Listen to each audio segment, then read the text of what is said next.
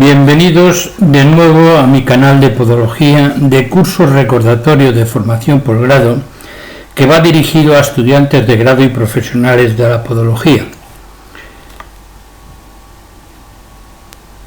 En este caso vamos a hablar en el modelo de estrés de tejidos que entra dentro de la asignatura de ortopodología. Historia. En 1986, H.J. D'Alembert y C. Paine lanzan la teoría de facilitación del movimiento en el plano sagital, que es un modelo biomecánico de facilitación del plano sagital. Este modelo pretende explicar el comportamiento mecánico del pie tomando como base la acción mecánica y dejando la acción muscular en un plano muy secundario.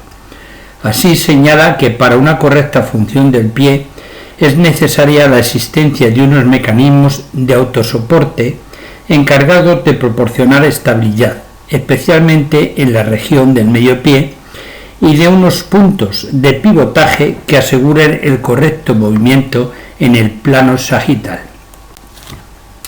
En el año 1989, el modelo de Kirby, sobre los efectos de la localización del eje de la articulación subtalar y el equilibrio rotacional. Pionero en relacionar patomecánicamente del pie con fuerzas, partiendo de dos premisas fundamentales: el eje de una articulación y las fuerzas de reacción del suelo.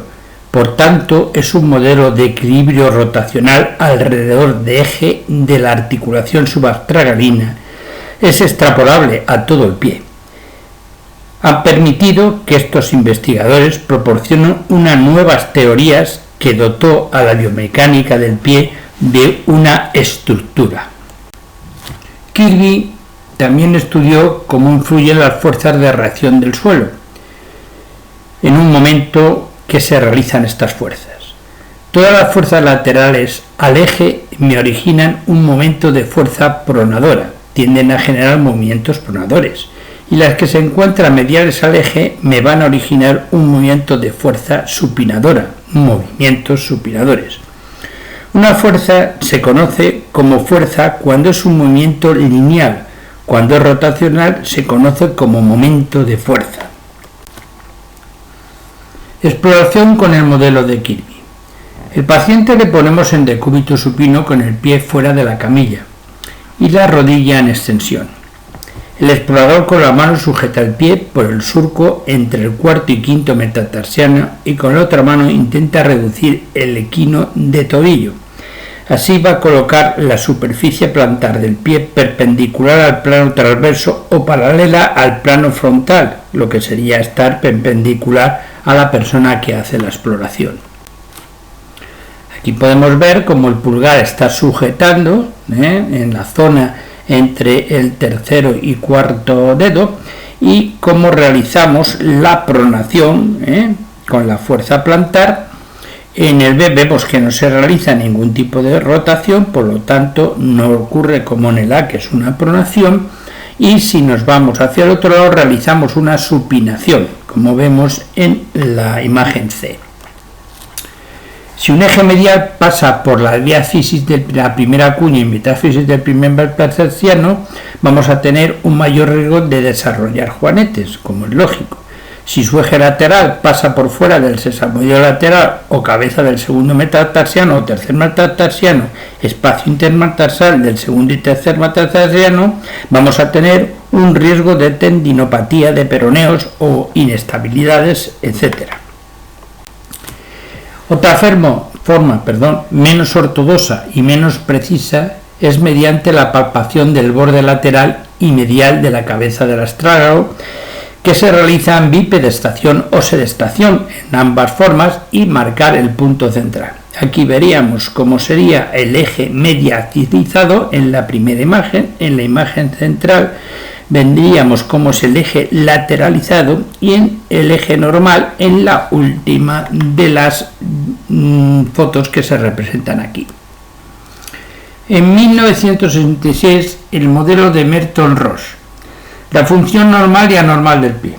Empezó Merton-Ross por clasificar las desalineaciones, como se desalinean del pie, la establecía en función de la posición del antepié en relación al retropié y de la posición del retropié respecto a la alineación de la pierna, antepié, retropié en varo o valgo, equino del tobillo y flexión plantar. Establece el concepto de ortesis funcional, concepto de posición neutra de la articulación subastragalina, concepto de bronqueo de la articulación mediotarsiana, maniobra de Roth para valorar la posición de antepié respecto al retropié. En el 1995 el modelo de Edmes-Pohl-Huhn, que es la teoría del estrés de tejidos, basado en una serie de premisas: identificar qué tejido está sometido a incrementos de fuerza, estrés, el origen de las causas extrínsecas y extrínsecas, observar cómo vamos a modular las fuerzas intrínsecas para cambiar el estrés, establece un programa de tratamiento que corrija esas causas que están llevando a un aumento de estrés de un tejido concreto. En el 1999 surge el modelo de Fuller, que es la teoría del centro de presiones. No es más que un complemento, un añadido al modelo de Kirby. Introduce un nuevo concepto que es el concepto de centro de presiones, que es el punto de aplicación de la fuerza resultante de sumar todas las fuerzas de reacción del suelo que se están aplicando sobre el pie desde un punto de vista más teórico, simplificando mucho el estrés de los tejidos. Simplifica la forma de ver las fuerzas de reacción del suelo y que en el punto de aplicación de las fuerzas resultantes de la suma de todas las fuerzas no es independiente nunca del eje. Tenemos que ver cómo sería el centro de presiones debajo del eje. Las fuerzas de reacción del suelo estarían en equilibrio rotacional, por lo que no habría movimiento. Si el centro se produce de forma medial, hay un predominio de momentos supinadores. Fuller define estos tipos como pies peroneales porque son los peroneos los que más fuerza tensil van a soportar para equilibrar el sistema, generando ese momento de fuerza pronadora. Centro de presiones lateral. Sería el predominio de momentos pronadores. Fuller describe tres tipos de pies: pie tibial posterior, pie fascial y pie seno del tarso. Aquí tenemos como sería el brazo de palanca y el momento de fuerza para nosotros poder trazar la diagonal y ver en qué centro de presiones nos encontramos. Si realizamos un test de máxima pronación, muy probable que el seno del tarso acabe comportándose como controlador, pero si no le queda arco de rotación, es probable que el seno del tarso durante el ciclo de marcha supere fuerzas comprensivas que sean muy elevadas. Si realizamos el test de resistencia a la supinación, veremos que si es elevado o que cuesta mucho, implica que el pie soporta momentos de fuerza más elevados que en el caso que sea un test que cuesta poco la realización. La presión no se alivia colocando material blando encima, sino colocando material alrededor que aumente la superficie de apoyo, porque la presión va a seguir siendo la misma a no ser que se realice una intervención quirúrgica, que no es el caso. Si el problema en ortopedia se genera por un problema de fuerzas compresivas, por el calzado o por las fuerzas de reacción del suelo que son compresivas, hay que mejorar el concepto presión, consciente entre la fuerza y la superficie. Aumentando la superficie o el área disminuiremos la presión. Ahí tenemos el movimiento y la fuerza que realiza, vemos cómo se va al 1 o se va al 2 según sea esa fuerza y el momento de presión. La rigidez al movimiento es un cociente entre las fuerzas que tú aplicas y el desplazamiento en milímetros o en grados de una articulación que tú vas a movilizar. De manera que una articulación o una estructura se puede cualificar la rigidez, mientras que la hipermovilidad está vinculada a cuando lo desplazas y no lo puedes cuantificar porque depende de la fuerza que se esté aplicando. La tensión o estrés es la fuerza interna que soporta un tejido para oponerse a la fuerza deformante que se ejerce sobre ese tejido. Es decir, yo ejerzo una fuerza externa al tejido que tiende a deformarlo, la tensión es la fuerza que el tejido ejerce desde dentro en posición a la fuerza que está intentando deformarle. La deformación, según Strain, es la cantidad de cambio que se ha producido ante la acción de una fuerza deformante.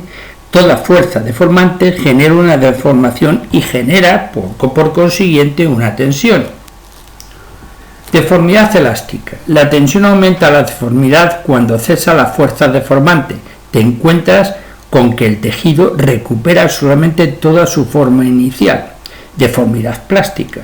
Cuando deja de ejercerse la fuerza deformante, el tejido no se recupera toda su forma inicial.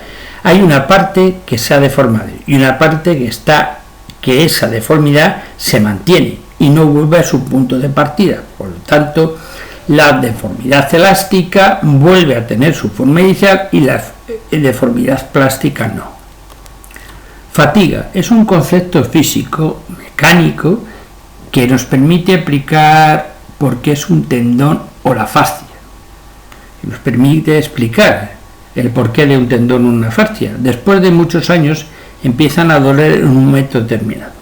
La variabilidad individual influye porque la elasticidad y rigidez de las estructuras blandas no es la misma en todos los sujetos que vamos nosotros a ver en consulta. Viscoelasticidad.